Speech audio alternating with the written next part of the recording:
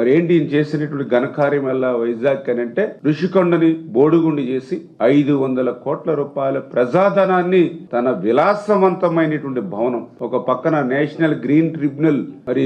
వారించినా కూడా తన విలాసవంతమైనటువంటి ఒక ప్యాలెస్ ని 500 కోట్ల రూపాయల ప్రజాధనంతో, మరి నిన్న కూడా మేము స్టడీ చేస్తే ఆ టైల్స్ అంటే ఆ ఋషికొండ భవనంలో విలాసవంతమైన భవనం టైల్స్ చూస్తే చదరపు అడుగు 26,000 రూపాయలు పెట్టి మరి ఆ టైల్స్ నిర్మాణం జరిగింది అని అంటే, నేను ఒక బాత్రూమ్ చూస్తూ ఉంటే 1000 చదరపు అడుగులు, అంటే పేదవాడికి ఏమో సెంటు భూమి ఇచ్చావు, పేదవాడికి 300 అడుగు కూడా ఇల్లు ఇవ్వలేదు, కానీ నీ నిర్మాణం చేసుకునేటువంటి విలాసవంతమైన భవనంలో మాత్రం 1000 చదరపు అడుగులతోటి, అంటే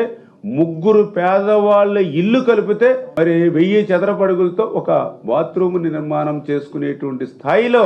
అంత విలాసవంతమైనటువంటి భవనాన్ని ఈరోజు జగన్మోహన్ రెడ్డి నిర్మాణం చేసుకునేటువంటి పరిస్థితి చూస్తూ ఉంటే, అంటే ఏ రకంగా వీళ్ళ దోపిడీ వీళ్ళు లూటీ జరుగుతుంది అనేటువంటి విధంగా మనందరికి కూడా అర్థమైనటువంటి పరిస్థితి. నిజంగా